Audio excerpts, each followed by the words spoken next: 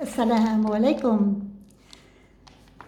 I haven't done any videos for quite some time because I was wondering which would be the most important subjects to tackle. I have so many in mind. But recently there's been quite a few, shall we say, disturbing arguments, discussions, I'm sure by well-meaning people of various faith traditions, wherein they end up arguing over details that are insignificant or details in which they have no proofs. And that is really, for us as Muslims, not allowed. Allah tells us in the Quran that He says, bring forth your proofs if you're truthful.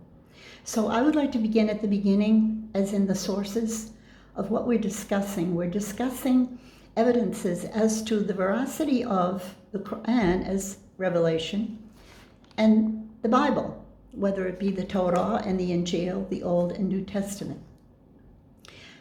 I put together a few facts briefly because I know that none of us are biblical scholars, nor do I want to be. I was raised in that faith tradition and I left it for Islam. So I'm going to just give you some references that I've compiled briefly and let you see something that is published and it's definably proof about what happened to the revealed revelation of the Bible. If you don't mind, I'll just read and that will make it easier for everyone.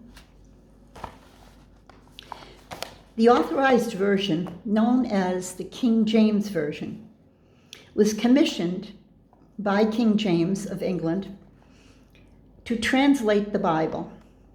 It was first published in 1611, and for more than 2.5 centuries, no other authorized translation of the Bible into English was made. Yet the King James Version has grave defects.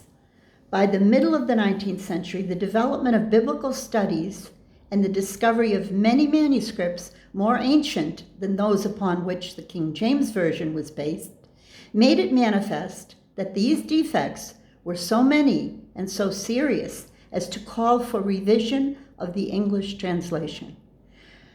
This task was undertaken by the authority of the Church of England. Next, we have the Revised Version. In February of 1870, the Convocation of Canterbury appointed a committee to consider the subject of revision. This is also in England. This is the Protestant church. The Protestant church is doing this because, as you know, the Anglican church is the Protestant church. The Church of England, it was a government-sponsored church, in contrast to the Catholic Church, which was, well, let's not confuse the issue. They call it the Universal Catholic Church, but we know that it really isn't. But let's get back to our second version. The revision of the New Testament took over 10 years and was presented to the Convocation on May 17, 1881. The revision of the Old Testament was finished on June 20th, 1884. The revised Apocrypha did not make its appearance until 1895.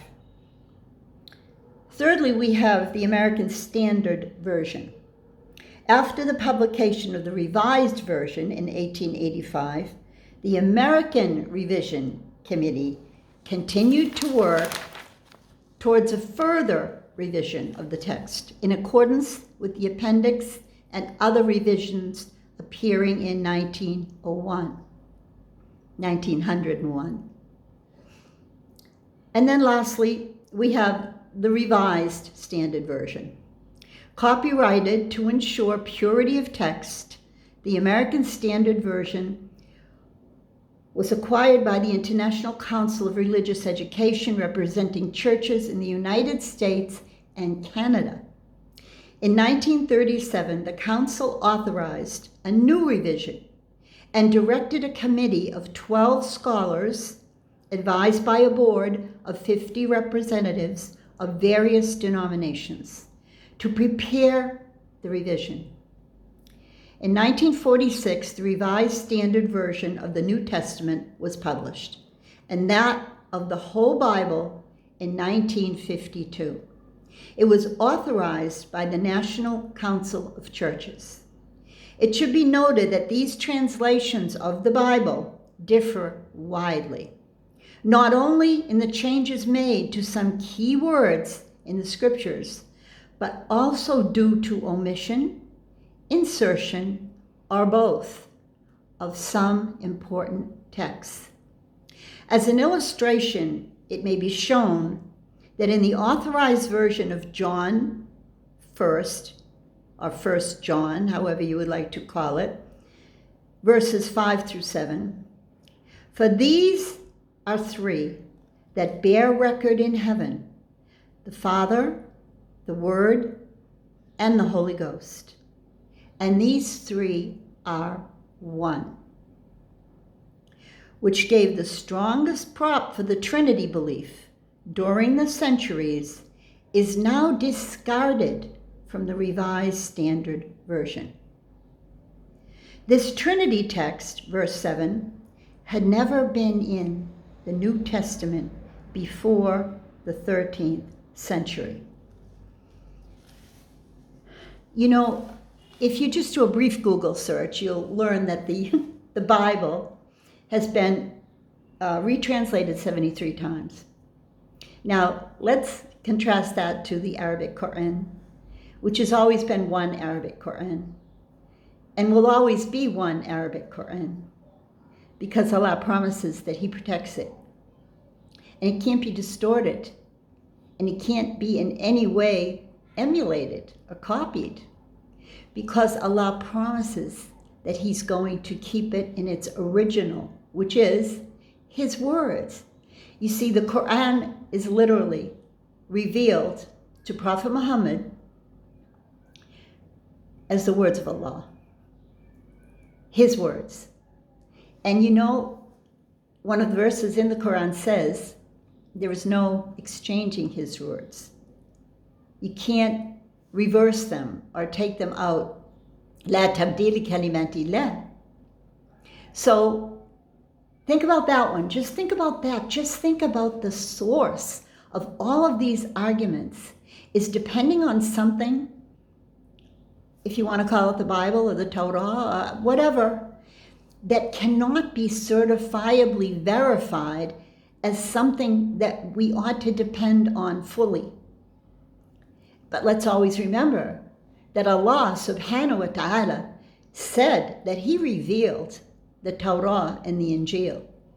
And He revealed them both as a guidance and a light. And that's how He describes the Quran, also a guidance and a light. So we should, perhaps when we approach this subject of verifying sources, we ought to do it with respect for everyone involved and gently, because Allah tells us through His Prophet Muhammad that He loves gentleness. In a hadith of the Prophet Muhammad, we can read that gentleness is never found in anything other than it beautifies it. And roughness is not found in anything other than it ruins it. Assalamu alaikum wa rahmatullahi wa barakatuh.